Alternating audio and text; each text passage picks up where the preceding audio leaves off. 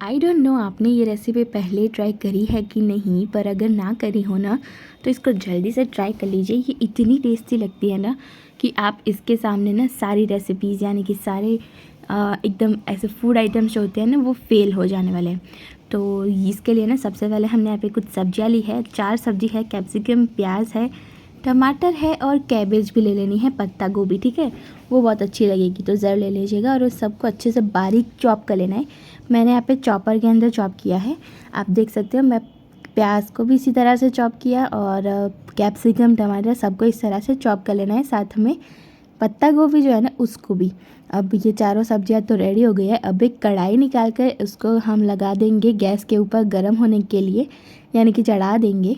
तो अगर आप लोग को डोसा, इडली या फिर उत्तपम वगैरह सब पसंद हो ना तो ज़रूर ये वाली रेसिपी एक बार ट्राई करके देखना।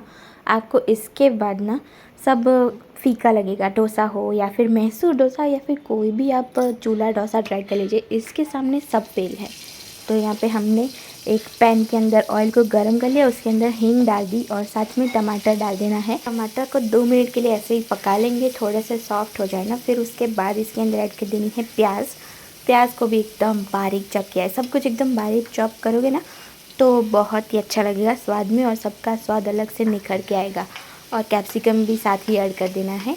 तो यहाँ पे हम सब 1 चम्मच ऐड कर रहे हैं क्योंकि इसकी हम दूसरी बैच भी बनाएंगे, इसलिए सारे वेजिटेबल्स जो है उसको 1-1 चमची ऐड करेंगे पहले वाले बैच में। अब एक प्यूरी बना रहे हैं हम यहाँ पे, उसके लिए हमने यहाँ पे लिया है पनीर। तो पनीर का आधा टुकड़ा जो होता है ना, मिनिमम 150 ग्राम जितना पनीर लेना है। उसके अंदर चीज़ के 2-3 क्यूब्स डाल दीजिए और साथ में टमाटर 1 चम्मच ऐड करेंगे, ठीक है।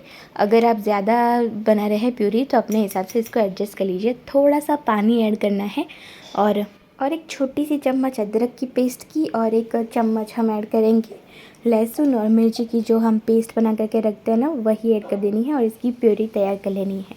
अब यहाँ पे तीनों सब्जियाँ जो है अच्छे से पक चुकी है। अब इसके अंदर मसाले कर देंगे। तो थोड़ा सा हल्दी पाउडर, 1 चम्मच लाल मिर्ची पाउडर तीखी वाली आपके टेस्ट अनुसार डाल दीजिए।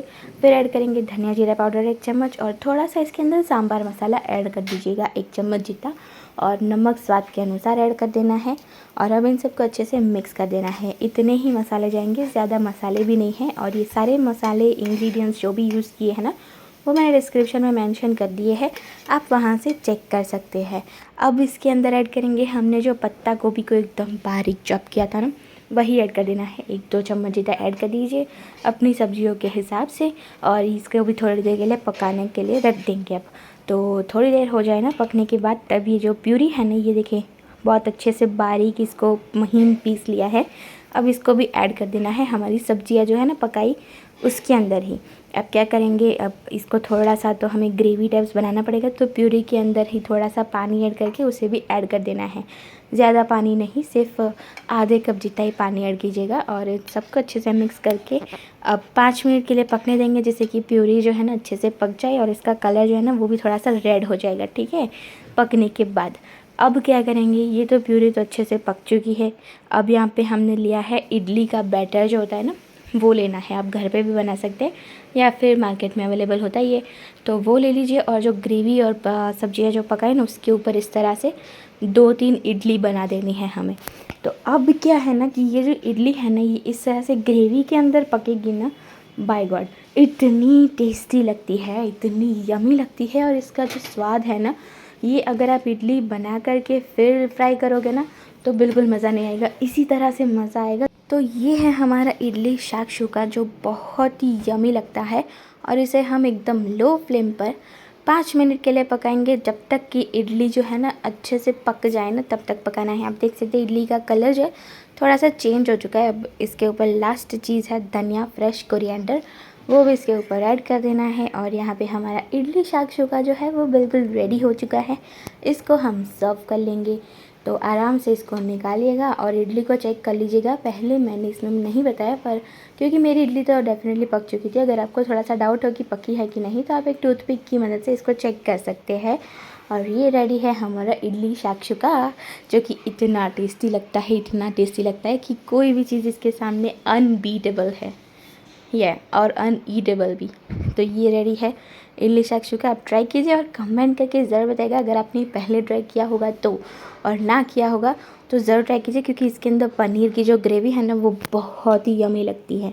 अब मेरी मम्मा जो है ना वो डोसा, इडली या फिर उत्तपम जो बनाते हैं ना, तो इस तरह से हमारे पास बड़ी सी पैन है डोसा की, तो उसके ऊपर मम्मा ना, हम 3 होते हैं ना, तो तीनों के लिए एक छोटे छोटे से बना देती हैं। तो क्या होता है कि काम फटाफट हो जाता है, और अगर 3 लोग साथ में खाने बैठे हो ना तो तीनों को एकदम साथ ही एक ही साथ गर्मा गर्म से उत्तपम बन के गर्मा गर्म मिलने रहते हैं। तो आप लोग भी ये ट्रिक ट्राई कर सकते हैं। अगर आपके घर में ज़्यादा लोग हो तो मिनी उत्तपम दे करके आप सबका पेट एक साथ भर सकते हैं, सबको एक साथ खिलाने के लिए बिठा सकते हैं, है ना। तो ट्राई कीजिएगा। और ऐसे जुगाड़ू और टिप्स एंड ट्रिक्स के लिए नेहा नेहा ब्लॉग्स को अगर आपने फॉलो सब्सक्राइब ना किया हो तो ज़रूर कर दीजिए। और बस ऐसी ही नई टिप्स ट्रिक्स, नई रेसिपी, सेवरी हो या स्वीट हो, और ऐसी कई सारी चीज़ों के लिए हमें सब्सक्राइब कर दीजिए और फॉलो कर दीजिए। मिलते हैं आपको अगले व्लॉग में, तब तक के लिए जय श्री कृष्णा। कमेंट और लाइक ज़रूर करके जाना, ठीक है। Bye bye.